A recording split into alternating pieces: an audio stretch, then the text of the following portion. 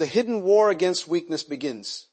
There was a moment in a man's life when he woke up at 4:17 a.m., stared at the ceiling and realized something terrifying. Not that he was broke, not that he was tired, not even that life was hard, but that he had spent years negotiating with his own weakness. Every promise he ever made to himself slowly erased. Every goal he once felt in his chest, buried under comfort. Every time he said tomorrow, something inside him quietly lost respect for him. And here's what most people never understand. The world doesn't break you in one moment. It breaks you in the moments you keep excusing yourself. Let me tell you something.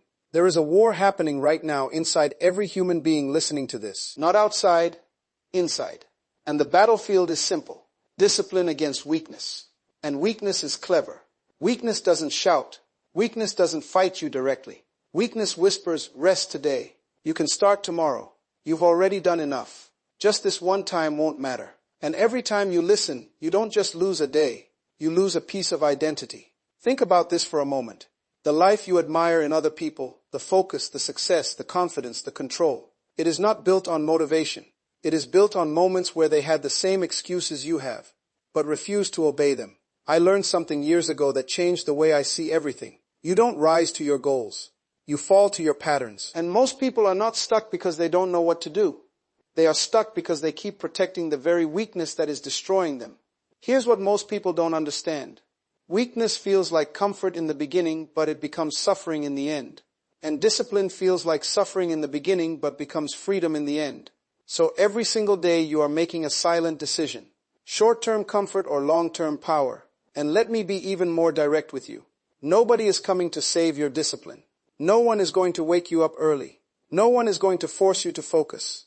No one is going to remove distractions from your hands. No one is going to fight your impulses for you. That responsibility is yours alone. And that is where transformation begins. Because the moment you stop blaming life and start confronting yourself, something powerful happens. You stop being a victim of your habits and start becoming the author of them. Think about a man who says he wants success, but he cannot control his phone for 1 hour. Think about a woman who says she wants a better life, but she cannot sit in silence with her own thoughts without escaping into distractions. Think about that. The gap between desire and discipline is where most dreams die. Not because people are incapable, but because they are inconsistent with themselves. And inconsistency is just another form of weakness. Let me take you deeper. There was once a young man who wanted to change his life. He had ambition. He had ideas. He had dreams. He would read motivational quotes. He would watch the silent power of discipline versus comfort videos like this. He would feel something powerful rise inside him at night. But in the morning, the same habits returned. Same delay, same excuses, same distractions. And one day he met an old mentor who asked him a simple question. Are you serious about your life, or are you just emotional about it? That question hit him harder than any failure ever had because he realized something. Uncomfortable. He was not lacking knowledge. He was lacking enforcement over himself. Let me explain something very important. Discipline is not punishment. Discipline is self-respect in action. Every time you say no to weakness, you are not restricting your life. You are expanding your identity. But every time you say yes to weakness, you are shrinking your future self. And here is the truth most people avoid. Weakness is addictive because it always gives immediate relief. Scrawning instead of working feels easy. Sleeping instead of pushing feels easy. Avoiding discomfort feels easy. But the price of easy decisions is always a hard life later. And I want you to really feel this. Pain is not your enemy. Pain is temporary and productive. Regret is permanent and destructive. So when you feel resistance, when your mind says stop, that is not the signal to quit. That is the signal that you are at the edge of growth, because growth never feels comfortable. Here's something I want you to sit with. Every strong person you admire has something in common. They have trained themselves to not negotiate with weakness. Not sometimes. Not when they feel like it. Not when conditions are perfect. But repeatedly, relentlessly, consistently. And over time, something changes inside them. They stop needing motivation because discipline becomes identity. Let me ask you something. Who are you when no one is watching? Because that version of you is building your entire future, not your public self, your private habits. And if your private life is weak, your public life will eventually collapse. It is only a matter of time. Think about compound effect. Small actions repeated daily do not feel powerful. Skipping one workout does not feel powerful. One lazy morning does not feel powerful. One missed opportunity does not feel powerful. But repeat it for months, years, and suddenly your life becomes unrecognizable. That is the silent power of weakness. It doesn't destroy you instantly. It erodes you slowly. And that is why most people never notice it until it is too late. But here is the good news. The same compound effect works in reverse. One disciplined morning, one focused hour, one uncomfortable action done anyway. It starts to build something inside you. A different identity, a stronger mind, a calmer response to discomfort. And slowly, without even realizing it, you begin to change direction. Let me tell you something very real. You don't need a perfect life. You need a controlled one. Control over impulses. Control over attention. Control over decisions. Because once you gain control over yourself, life stops controlling you. And I want you to imagine something. Imagine meeting your future self 5 years from now. That version of you is either going to thank you or question you. And the difference between those two futures is being decided today in your smallest choices. Think about that. Not in big dramatic moments, but in ordinary decisions. Do I start or delay? Do I focus or escape? Do I push or pause? Every answer is shaping a life you will one day live inside. And here is where it becomes deeply philosophical. Weakness always promises freedom but delivers chains. Discipline always feels like restriction but delivers expansion. And most people get it reversed. They chase comfort thinking it is freedom, but end up trapped in a life they never designed. Let me go deeper. There comes a point in life where you must stop asking, how do I feel today? And start asking, what kind of life am I building through this behavior? Because feelings are temporary, but consequences are permanent. And the why your brain chooses weakness, strongest people are not those who never feel weakness. They are those who no longer obey it. Think about a person who wakes up early every day even when they don't want to. Think about someone who works when nobody is watching. Think about someone who continues when everything inside them says stop. That person is not superhuman. That person is trained. And training comes from repetition. Repetition against resistance. And resistance will always show up. Always. Because every time you try to level up your life, your old self will try to pull you back. Old habits don't disappear quietly. They resist. They negotiate. They tempt. They say things like, you've changed enough already. You deserve a break. You can't do this forever. And that is where the battle is won or lost. Not in strength, but in awareness. Because once you see weakness for what it is, a voice, not a truth, you stop treating it like authority. Let me tell you something deeply important. You are not weak, but you have been listening to weakness for too long. And anything you listen to repeatedly becomes familiar. And anything familiar starts to feel like identity.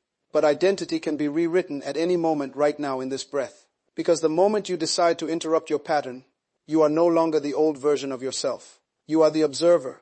And from that space, everything changes. You start noticing the urge. Instead of obeying it, you start watching the habit. Instead of living inside it, and slowly something powerful begins to emerge inside you. A space between impulse and action. And in that space, your entire life is decided, because most people live so fast inside their dense emotions that they never realize there's a gap between what they feel and what they do.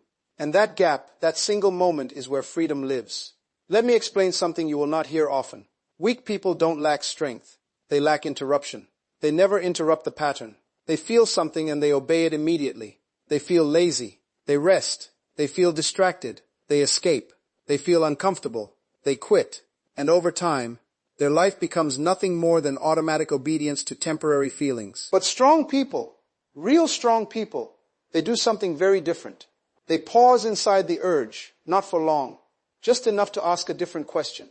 Not what do I feel like doing, but who is in control right now, me or the impulse? And that question alone changes everything. Because the moment you become aware of control, you stop being controlled. Let me take you deeper into something most people avoid. Your brain is not designed for success. It is designed for survival. It will always choose what is easy, familiar, and immediately rewarding. That is why discipline feels unnatural at first. You are not just fighting laziness. You are fighting biology. You are fighting years of conditioning that say avoid discomfort, conserve energy, escape pleasure, day effort. So when you try to change your life, it is not a motivational problem. It is a reprogramming problem. And reprogramming does not happen through inspiration alone. It happens through repetition under resistance. Think about this. Every time you do what you said you would do, even when you don't feel like it, you are rewriting your identity. An identity is not what you say about yourself. It is what you repeatedly tolerate from yourself. Let that sit for a moment. You are not your goals. You are your standards, and most people set high goals but maintain low standards for behavior. They want extraordinary results, but accept ordinary discipline. And that combination does not work. Here's what most people don't understand. Your life is not shaped by what you want occasionally. It is shaped by what you do consistently when nobody is clapping for you, when nobody is watching, when nobody is reminding you, when there is no reward except the quiet knowledge that you stayed aligned with your word. I once heard something that stayed with me for years. A man is only as strong as the promises he keeps to himself in private. Think about that. Not promises to others, not public commitments, private ones. Because that is where your real character lives. And pain versus regret. The real truth of life character is not built in comfort. It is built in conflict with comfort. Let me tell you a story in principle. There is a man who wakes up every morning at the same time, not because he feels motivated, but because he has trained his identity to respect structure. There is another man who wakes up when he feels ready, and both of them think they are just making small daily choices. But years later, one of them has momentum and clarity, and the other has confusion and regret. And the difference was never talent. It was tolerance for discomfort, because one man learned how to tolerate discomfort in small doses every day, and the other avoided it until it became unavoidable in large doses later in two. Here's the truth. Discipline is not a one-time decision. It is a daily negotiation with your lower self. And your lower self is very persuasive. It does not attack you. It comforts you. It says things like, "You've earned this break. You're already behind. One more day won't matter. You'll be more focused tomorrow." And if you believe it once, it becomes easier to believe it again and again, until your life is no longer directed by intention but by impulse. Think about how dangerous that is. A life without control is not a life of freedom. It is a life of reaction. And reaction is the opposite of creation. Creators decide, directors respond, and every day you are either creating your future or reacting to your present. There is no neutral. Let me push this further. Most people underestimate how powerful small decisions are because they are invisible in the moment. Skipping one workout feels harmless.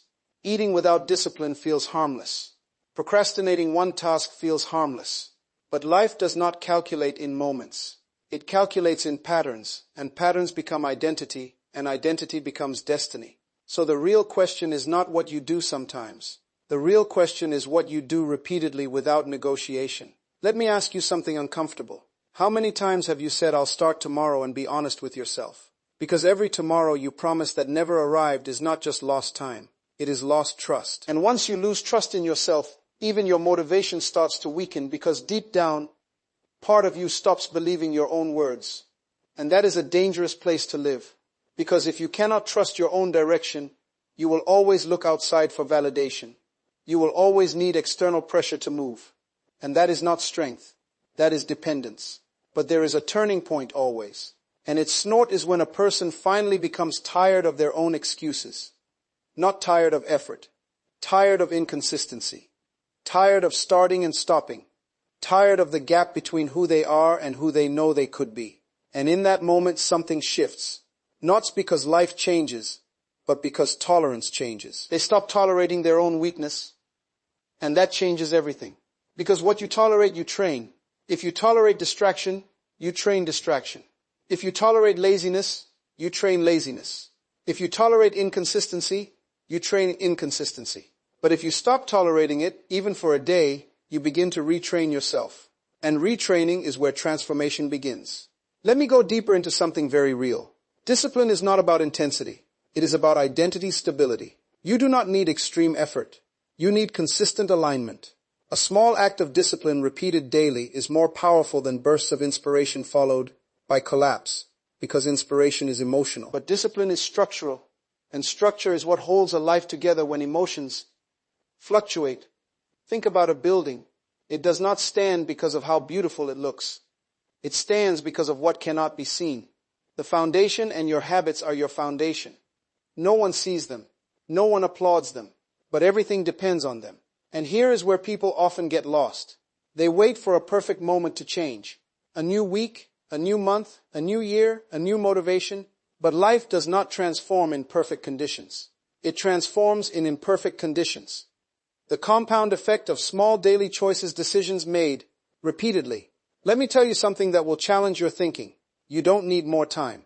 You need more honesty. Honesty about how much time you waste negotiating with yourself. Honesty about how often you delay what you already know you should do. Honesty about how many times you choose comfort while calling it balance. And I am not speaking to judge you. APM speaking, because this is where change actually begins. Not in motivation, in awareness. Because once you see your patterns clearly, you can no longer unknowingly repeat them. And that awareness creates friction. And friction is where change starts to form. That moment when you want to do the old thing, but you now see it clearly for what it is. A cycle, a loop, a delay disguised as comfort. And you hesitate just long enough for a new choice to appear. And in that hesitation, everything begins to shift. And that hesitation, that small moment where the old you and the new you are standing face to face, that is where everything in your life quietly changes direction. Because in that moment, you are no longer just a person with habits. You are a person with a choice. And let me tell you something deeply important before this moment passes you by. Your life will never transform because you heard something powerful. Your life will only transform when you finally decide, I am done negotiating with the version of me that keeps me small. Not tomorrow, not when you feel ready, not when life becomes easier, but right here in the middle of your current reality with all your weaknesses still present, with all your distractions still available, with all your excuses still waiting to be used. That is where real change is born. Because discipline was never meant to be built in perfect conditions. It was always meant to be built in resistance. Think about every person you admire, every strong mind, every disciplined life, every story that inspires you. They were not waiting for motivation. They were waiting for a moment just like this one where they stopped treating weakness like identity and started treating it like something to overcome. And here is what I want you to remember. When this moment is over, you are not trying to become someone else. You are removing everything that is not you. Every excuse removed. Every delay removed. Every habit that weakens your future removed. Until what remains is something simple. A person who does what needs to be done even when it is uncomfortable. A person who keeps promises to themselves. A person who does not need pressure from the world to move forward because internal discipline has replaced external motivation. And listen to me carefully. The life you are dreaming about is not waiting for a different version of the world. It is waiting for a different version of you. Not more information, not more inspiration, but more execution. More honesty, more consistency, and more refusal to live below your standards. There will be a moment very soon, maybe today, maybe tomorrow, when you will feel the same old temptation to delay your growth. And in that moment, I want you to hear this voice inside your mind louder than any excuse. This is where it changes. Not in theory, not in imagination, but in action. Because every powerful life you admire was built in moments where someone said no to weakness. When no one was watching, when no reward was guaranteed, but they did it anyway. And that is the standard now. Not perfection, not intensity, but refusal to surrender to weakness. So when you stand up from this moment, when you go back into your life, into your routines, into your environment, do not go back as the same person who needs motivation to act. Go back as someone who acts and lets motivation follow. Because the truth is simple. Your future is not being decided in a distant place.